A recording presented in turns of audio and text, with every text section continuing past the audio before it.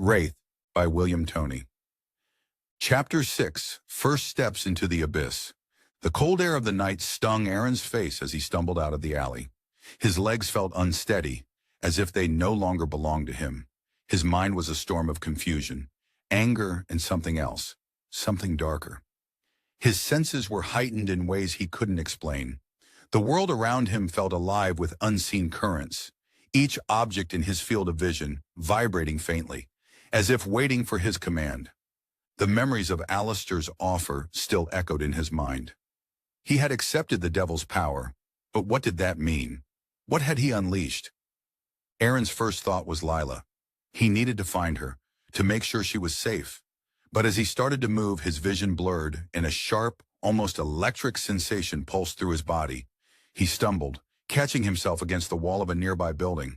His hand pressed against the rough brick, and to his shock, the wall seemed to ripple beneath his fingers, as if responding to his touch.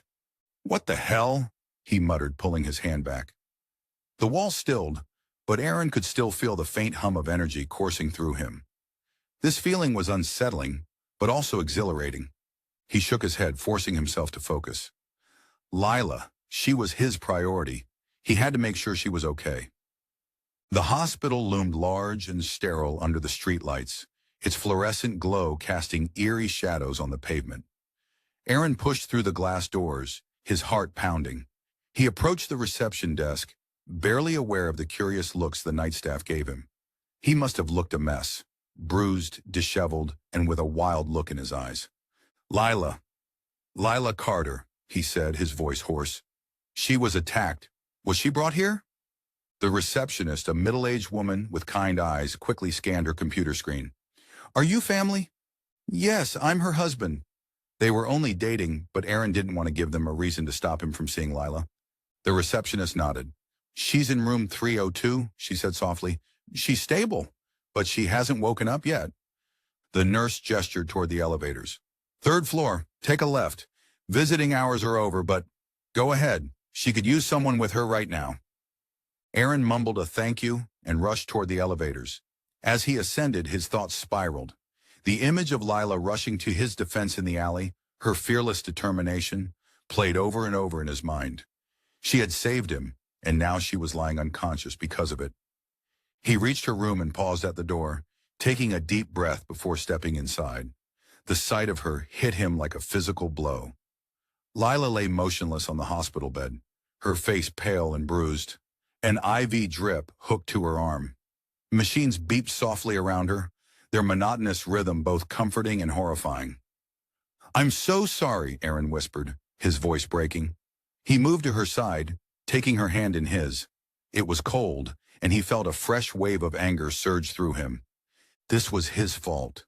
If he hadn't been so weak, so powerless, Lilah wouldn't be here. The next few hours passed in a haze. Aaron sat by Lilah's side, watching the slow rise and fall of her chest, his mind churning with guilt and anger. As dawn approached, he finally stood, his resolve hardening. This wouldn't happen again. He wouldn't let it. Allistor's voice echoed in his memory. "You'll have the power to exact retribution on those who've wronged you." Aaron clenched his fists, feeling that strange energy stir within him again. He didn't fully understand it yet, but he knew one thing. Those men would pay for what they'd done. Aaron didn't go home. Instead, he wandered the city streets, his mind focused on one thing, finding the men who had attacked him and Lilah. He retraced his steps, returning to the alley where it had happened. The place felt different now, almost alive. Aaron could sense the lingering echoes of the violence that had occurred there. He stood still, closing his eyes, and let the strange new energy within him reach out. At first there was nothing, but then he felt it, a faint pull, like an invisible thread tugging at his mind.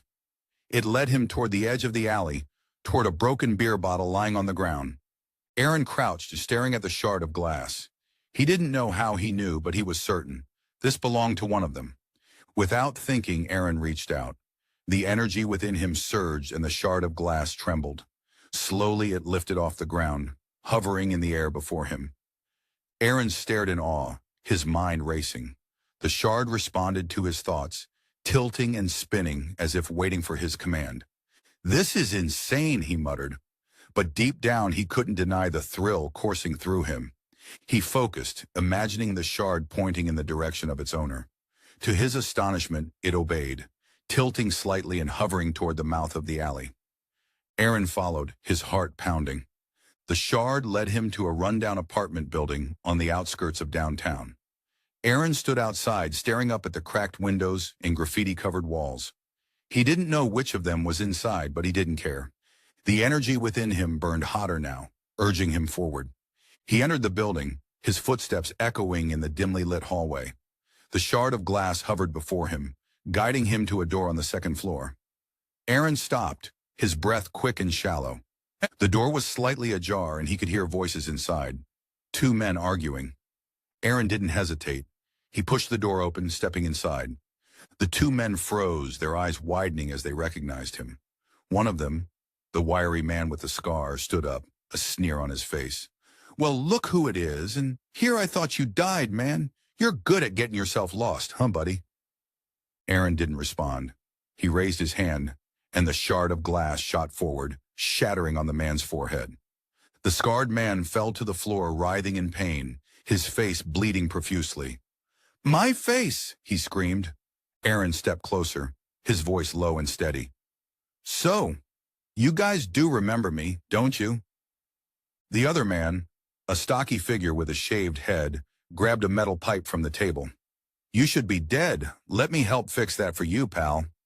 Aaron focused, and frost began to form on the pipe just above where the man was holding it.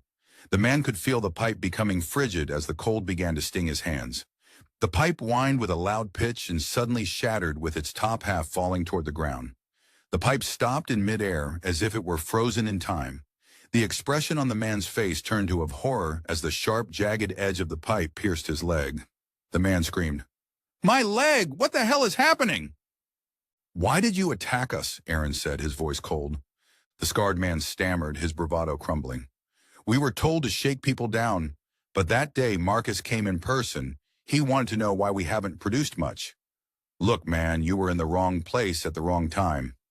"You think that makes it okay?" Aaron snarled. No, it doesn't. Look, man, we're sorry," the man stammered. "Where is he?" Aaron demanded. "None of us know where Marcus is, but our captain might." "Please don't kill us," the scarred man said. The energy within him surged, and the room seemed to come alive. Objects rattled and flew through the air, crashing into walls. The scarred man and his companion cowered, their fear palpable. Okay, the scarred man shouted. "He's at the old warehouse on 5th. That's where our captain usually hides out." Aaron's eyes burned with anger as he glared at them. "You're going to regret what you did, all of you." He turned and walked out, leaving the two men trembling in the chaos he'd unleashed. Outside, Aaron took a deep breath, his heart pounding. The power within him felt overwhelming, but he knew one thing for certain. He was no longer the man he'd been before. The hunt had begun,